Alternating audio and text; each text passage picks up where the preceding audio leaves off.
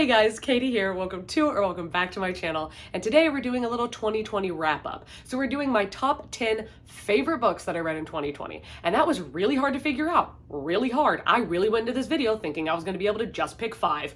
Ha! No. Quite impossible. Very incapable of doing that, it turns out. Because I read 141 books so far. It's only halfway through December, or it's like December 17th or something, but 141 books. So picking 10 out of those that were the best was as good as you're gonna get, all right? Let's jump right in. Okay, let's start out with something super fun and fast and easy. Heartstopper by Alice Oseman. Guys, I'm not a doctor, but this might cure cancer. Like, this book might cure all your ills, everything, all of them. This is very simple, okay? It's a boy meets boy. Boys become friends. Boys fall in love. It's Nick and Charlie. They're these two high schoolers, and one of them is gay, and the other one is finds himself questioning when he becomes best friend slash, oh my god, I'm in love with you, you know, with the other boy. This graphic novel. Actually, there's 3 of them, okay? And it's on Webtoons. Okay, so it's free. You can go get that, but I highly suggest buying them and supporting Alice Oseman as an artist. She's the one who does the illustrations and she writes it, and it's so good. And I am freaking obsessed. Like, they are the cutest people in the world. The 3rd book is actually my favorite, but I don't physically own it yet. I think that I might be getting it for Christmas. We'll see. But all of the books have the best representation you've ever seen. Like, all of Alice Oseman's books have the most diverse and well-represented sexualities or sexual representation that you will find anywhere. Like, I'm serious. Like, catch me in the comments. Like, please tell me if somebody else exists that has better representation than her, because I don't think it's possible. And the 3rd book deals with a lot of things. Like, you start out with like a gay love story, and then you're diving into like a lot of other things. Like, there's like a lot of other characters who maybe are like are demisexual or bisexual or like lesbians or like different things where it's like all these different problems or facets of sexuality that you'd have to deal with. And then in the 3rd book, they also deal with like eating disorders and like social anxiety and all these things. And it's just, it's so good. It's so good. Like, if you haven't picked this up yet, why? You can literally read it for free on Webtoons. There's no excuse. None. Period. This is amazing. Next. These books, by the way, are in no particular order. I just have a stack right here, and I'm picking them off one by one, the next of which being The Cabin at the End of the World by Paul Tremblay. Now, this book, as you'll hear me say with a couple of these, is not for everyone, because the ending of this book really pisses people off. And I'm not gonna lie to you, the end of this book did piss me off when I read it, and then I sat on it for a couple hours, and then like the next day came back to it, and then the next day came back to it again, and was like, wait a minute, this is amazing. Like, this book is so well done. So basically, you're following, oh my god, I think their names are Eric and Andrew. Wow. You know you love a book when you remember the characters' names. Am I right? You're following this gay couple and their adopted daughter, Wynn. Wow, I remember all their names. What? So you're following them, and they go to a cabin in the middle of nowhere.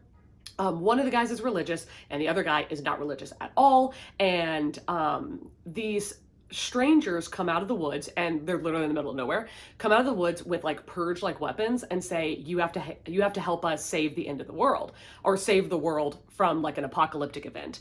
If one of you doesn't kill one of the other ones, like if one of the 2 guys and the girl doesn't kill each other, then the world's gonna end. And of course they think like, you're being insane. No, it's not. But they keep turning on the TV and things are happening. Like, things that they say are gonna happen are happening. And one of the guys is like, this is like divine intervention, like maybe like God is real, maybe he's really doing this, maybe this is all actually happening. And the other guy's like, no, it's not. Like, logically, this doesn't make any sense. I have an excuse for why all these things are happening. And then the other guy's like, there's no way this many coincidences have all happened. There's no way. And it is phenomenal. It's phenomenal. I will say, the reason I loved this is that this is just a big like metaphor. It's a big allegory on faith and what it means to have faith, and more importantly, what it means to not have faith and not believe.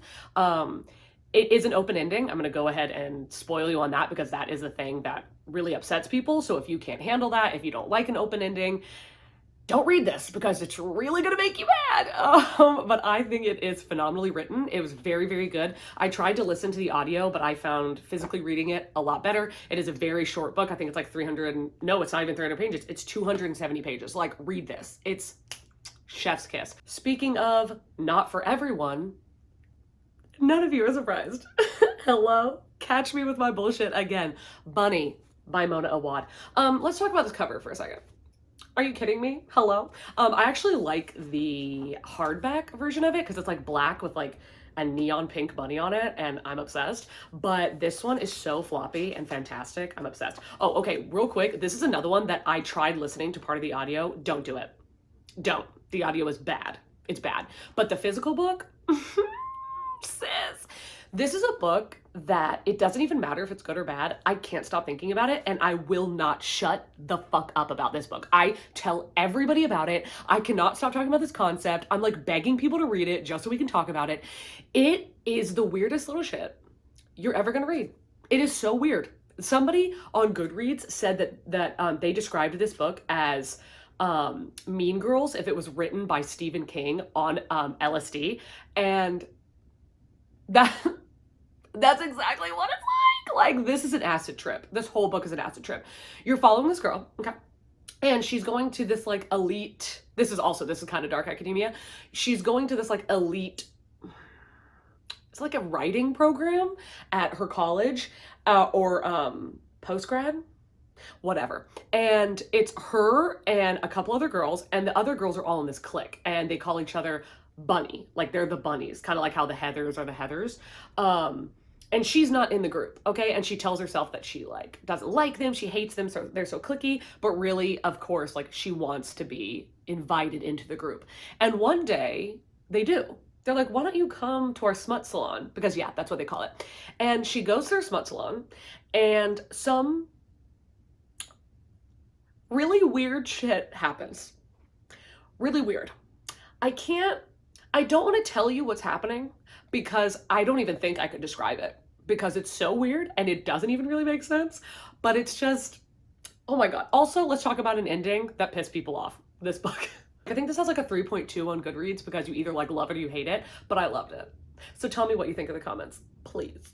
So the next book is more on my favorite shelf because of personal reasons and representation of my own experience, but it is Loveless by Alice Oseman. So not only take a good look at how cute this cover is, but please catch me on these tabs. Is this a joke?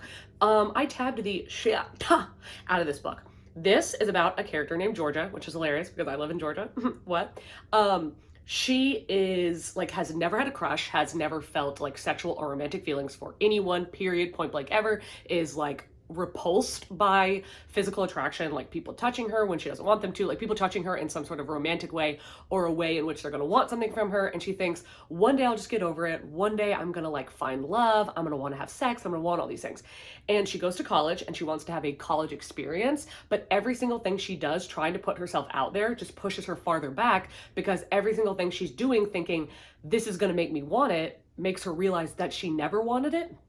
And this book is, this book changed my life. I have a whole reading vlog about it if you want to go and see my experience while reading this or more in-depth thoughts about it. But this is about a aromantic, asexual character. And if you know anyone who is like questioning, who is like aromantic, asexual, any combination of the two, or if you yourself are or are wondering about it, I highly, highly, highly recommend reading this book. This is the book that I recommend above anything else. Like, I saw myself in every single sentence of this book, every single page. I have never been related to so much. I have never related to something so hard. This book made me cry. I literally want to read this book over and over and over again, but I would never get out of the slump of like mental freaking destruction if I did that. Like, I slumped so hard after reading this book. I don't think I read anything for like 2 weeks after that, not even an audiobook. I was like, I can't even look at a book again. Like, are you kidding me? Get out of my face. This is so phenomenally done. Alice Oseman is so good at sexual representation, sexual diversity, like gender diversity. All of her books have gender diversity. All of her books have just an epic amount of LGBTQIA plus representation. She does it better than anybody I've ever read. So I highly highly adore this book. This book is representative of the entire series, but it's A Darker Shade of Magic by Victoria Schwab. Now, I'm going to tell you, V.E. Schwab almost always goes on my favorite shelf because I'm obsessed with her. Okay. This book, this is the first book, but I do think that A Conjuring of Light, which is the third book, is my favorite of the series, which I don't think is a popular opinion, but I really love the way that the series ended. Personally, I love it, and that was the only book that I was really highlighting in, because I think when I read this one earlier this year, I was not highlighting and annotating yet. But this is a book about Delilah Bard and Kel, and they are Antari. Kel is Antari, and he basically, like, that's him on the cover. He has a coat, and he can flip it inside and out, and it turns colors, and he can go to different Londons, because in this world, there are 4 different Londons. There's black, gray, white, and red, and each London has a different magical system, or maybe is devoid of magic in some way, and it's like 4 Londons that are stacked on top of each other, and they're all kind of at battle with each other for different reasons or whatever. And he's the only one that can pass through them, or him and Holland, which is another Antari, which is my bae. I love Holland. He's amazing. Emo boy, like soft boy, we love him. But this is about Kel coming across Delilah, who is like a wannabe pirate, and she steals something from him, in which is a big deal. It's a big deal. And when she steals it from him and he finds her, she realizes that he's using magic, and she's like, what's that? What are you doing? And basically tethers herself to him, because she's like, I want to see what you're doing. I want to see this magic. I want to know what's up. Take me there. I want to go on an adventure. And then that's what it is. It's literally just going on this crazy adventure with this like random girl and this guy. Anyway, love the book, love the series, such a good time. It seems to be a common theme in 2020 that my favorite books are weird little shits, and here we have another one. I'm Thinking of Ending Things by Ian Reid. Now, one thing I want you to catch real quick, if you can, on the camera, is all these tabs are green, and in this book, green tabs mean what the fuck? What? Because this is, I think, honestly, in truth, this is the weirdest book I've ever read. By far and away. This is the weirdest thing that's ever happened to me. I have a reading vlog for Summerween where I live read the last half of this book in the dark, in my bathroom, sitting on the ground with a flashlight, because I needed to set an entire mood. Real quick, PSA, do not watch the Netflix series or the Netflix movie. It is horrifically bad. It is so boring and dumb, horrible. The book, an absolute gem. So good. So this is about a girl who is going on like a tiny, it's not even that long, it's like an hour to an hour and a half road trip with her boyfriend Jake. And she's supposed to be going and meeting his parents, and it's like around the holidays, it's snowing, you know. And really, not gonna lie, the first half of the book is just like a metaphysical conversation. Like, they're just being very meta, you know, talking about psychology and sociology and all this stuff. But then the second half of the book gets really weird. Show up to the parents' farm, things aren't right. Things aren't adding up. You know what I'm saying? I don't think anybody would be able to tell me exactly what's happening in this book, because it's impossible to understand. Like, I need Ian Reid to come to my house and explain to me what he did to me, because I was screaming. I think the only thing I kept saying while I was reading this, like if you watch that reading vlog, is, oh my God, oh my God, oh my God, oh my God, what the fuck, because it's wild. Now, I will say, I've heard that the audio for this is phenomenal. Can't tell you, haven't listened to it.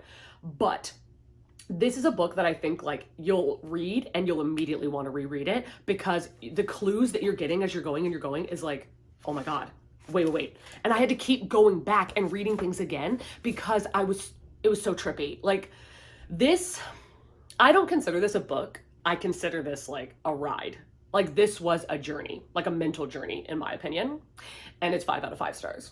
Okay, the next book, I thought, there's no way that the hype can be real, okay? It's a historical fiction, historically not my thing, but boy howdy, did it deliver. The Seven Husbands of Evelyn Hugo. You've all heard of it. You all know what it's about. I don't even need to be showing you the cover or saying that it's my favorite, because I read it, which means, of course, it's on my favorites list. This, in my opinion, is like required reading, okay? It's absolutely phenomenal. This is about Evelyn Hugo, clearly, but then also Monique Grant, I believe is her name. Yes. Wow. Shocking. I'm surprised, impressed with myself. So Monique Grant is a wannabe journalist. She's really low on the totem pole. And Evelyn Hugo is basically like the Meryl Streep of our society. So she has had 7 husbands in her life, and the entire world wants to know who was the one, who was the love of her life, of all these men she's been married to. And she decides she's going to do a tell-all. She's going to tell her life story and everything to this like publishing company. But she says she wants Monique to do it. And doesn't really give a reason, just says that she wants her. And Monique is like, okay, like she's thirsty, she wants it. So she goes to do it, and Monique is like, what I want to know is who was love of your life. And Evelyn is like, okay, I'm going to tell you the whole story. Sit down, buckle up, we're going to do the whole thing. A lot more is happening in this book than the 7 husbands. The 7 husbands are honestly just like a freaking back burner to Evelyn's amazing life story. Evelyn, I know a lot of people don't like her character. I absolutely love her. I understand that she's controversial. I understand that she makes some decisions that other people don't think are holy or devout or something. I don't know. I think she's stunning. I think she's incredibly intelligent. I think that the emotions of this book brought me to tears. I laughed so hard reading this book. I absolutely loved it. It was shocking. It was surprising. It was heartwarming. I loved it. There's a huge plot twist. There's several plot twists. Like, I just think this book is absolutely stunning, and I need to reread it very soon, honestly, because I am forgetting a lot of things that happened with the husbands because I was so heavily involved with just like Evelyn as a character that I feel like I did not pay enough attention to like the other things that were happening. So I am planning on reading this again in 2021. Following that up with another, the hype cannot be real, but in this one, it's like I knew it would be. I was a little afraid that it wasn't gonna be, but we love V.E. Schwab, The Invisible Life of Addie LaRue. Now again, okay, one, absolutely freaking stunning. This might be the most well-written book I've ever read. This is about a girl, Addie LaRue, and she's growing up in like 1719 France, Vallon, and she is like stuck in this life, and she's being told she needs to be like the perfect wife, she needs to be a good girl, she needs to marry and have kids and just move on with her life and just be like a housewife in this tiny little town she grew up in. And she loves art, she wants to explore, she wants to go outside of her city, and she is told no, she can't do that. She needs to become small and insignificant, and she doesn't fit inside that box, and she does not want to get married. And her whole family and her whole town is forcing her into this. So her parents do like an arranged marriage for her to get married to this guy that she doesn't want any part of. He's a lot older than her, and he is widowed.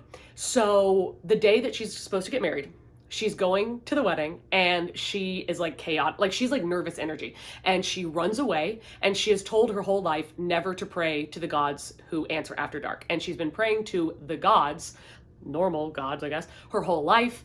And even though she's not religious, but when she runs away from the marriage, she prays for somebody to save her from this dull, meaningless, like entrapped existence.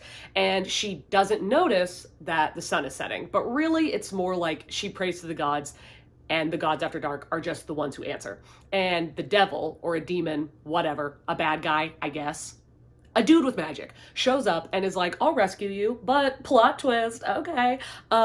Nobody's ever gonna remember you exist. So basically he gives her a life without constraint. So she can live forever, but nobody's ever going to remember her name, her face, her story, anything. She can't even say her name. So if somebody walks out of the room and comes back, they won't remember her. If they go to sleep and wake up, they're not going to remember her. So she has to, this book is mainly about 2 things. It's mainly about her coming to terms with this curse and how she learns how to live with this curse, like how she gets money, where can she sleep at night, how does she get food, all of these things.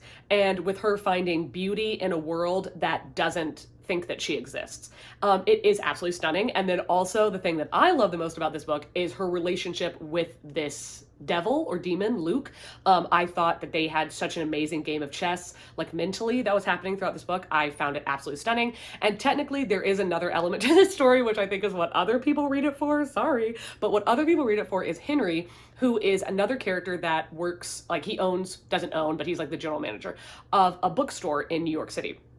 And she comes into the bookstore and she steals a book. And he notices her steal it, but then lets her get away with it. And then the next day she comes to return it and he's like, how are you going to return a book that you stole yesterday? And she's like, what are you talking about? And he remembers her and she can say her name to him. He keeps remembering her. And it's like about... You know, I'm not going to get farther into that because that's huge spoilers. But anyway, this is absolutely stunning. It is heartbreaking. It is beautiful. And I think that it doesn't really matter what kind of books you read. I do think you would like this. You will find something to love about it if you love fantasy, if you love romance, historical fiction, contemporary. If you love anything, you're going to find something in this book that's going to put on your favorite shelf. Like, I can pretty much guarantee it. The Stranger Beside Me by Ann Rule. Now, I listened to this audio at the beginning of quarantine and I absolutely loved it. Like, this was a contender for my favorite book of the year. This is the most interesting story I have ever heard. It is the most unique story that I think anybody could ever tell. Like, I truly believe that one of the things about this book that makes it so phenomenal is that there will never be a book like this again. There will never be a true story like this ever again. Like, Ann Rule has one of the most unique things that happened to her, and she's a phenomenal writer, and she's a crime writer, and like, you could not put that all together better. So basically, Ann Rule was, or she is, a crime writer. And when she was younger, she worked at a like suicide prevention hotline. And she worked there with Ted Bundy.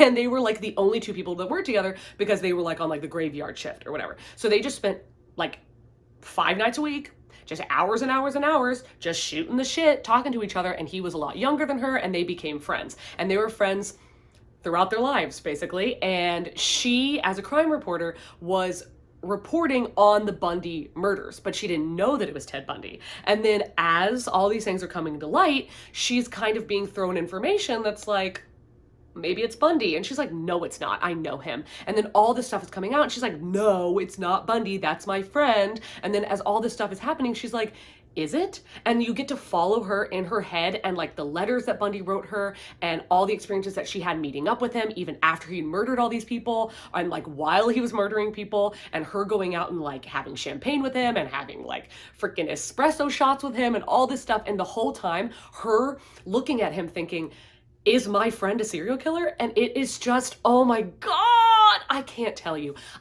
God bless Ann Rule. Like, I am just getting so excited thinking about this book. I want to read it again. I loved it.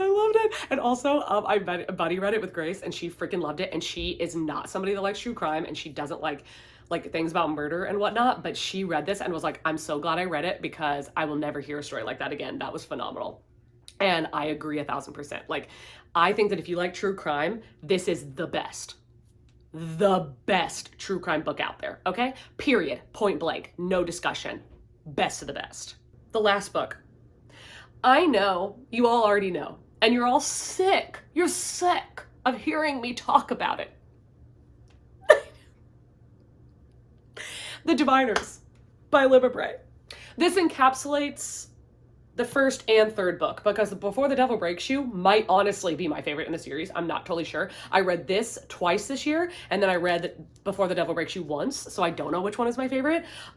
This book is, as of right now, this is my favorite book I've ever read, period. Like, there are other books that maybe are more beautifully written, or I don't know, more poignant, but this book means so much to me. I'm absolutely obsessed with this series. It is so good. I love it. The last book is a little garbage. It's trash, but the first 3 books, amazing. This is about a group of like misfits, I guess, in New York City who they are called diviners. So they have this like divination. They have some sort of power. And our main character, Evie O'Neill, she can touch something and she can read the memories or like the past of that item and the person who owns it. And then there's like a character who can like walk in dreams. There is a character who can heal people. There's a character who like can start fires with her hands. There's a bunch of different people. And all of them are kind of thrown together because in New York City, it's also set in the 1920s. So fun, so fresh. There is a serial killer, Naughty John, that's on the loose and is stealing people's body parts when he kills them. And it's scary. I'm not gonna lie to you. This series, especially for one that is loved by the YA community of BookTube, is way scarier than I thought it would be, to be honest, especially before the devil breaks you. Wow, creepy, very creepy. This book is absolutely stunning. I think that physically reading it is an excellent idea, but I think that the audio, it is probably the best audio books that I've ever read. There is characters who sing in this book and play the piano, and the main character sings a lot in her head or out loud throughout the book, and the narrator for the audio sings, and it's absolutely beautiful, and there's like musical elements in it that they put in the audiobook, and it's so good. And then like Naughty John, which is a serial killer, has his like creepy ass little theme music that he's always singing, like this nursery rhyme, and the narrator sings it, and it is so scary. It's scary. Like, it's not like it's like horror, but it's like, it's creepy, okay? And these characters mean so much to me. Like, one of my biggest ships of all time is Sam and Evie from this series. I'm obsessed. And all the characters are just so sweet, so cute. I'm obsessed. I love their friendships. I think that, okay, so this book is really good.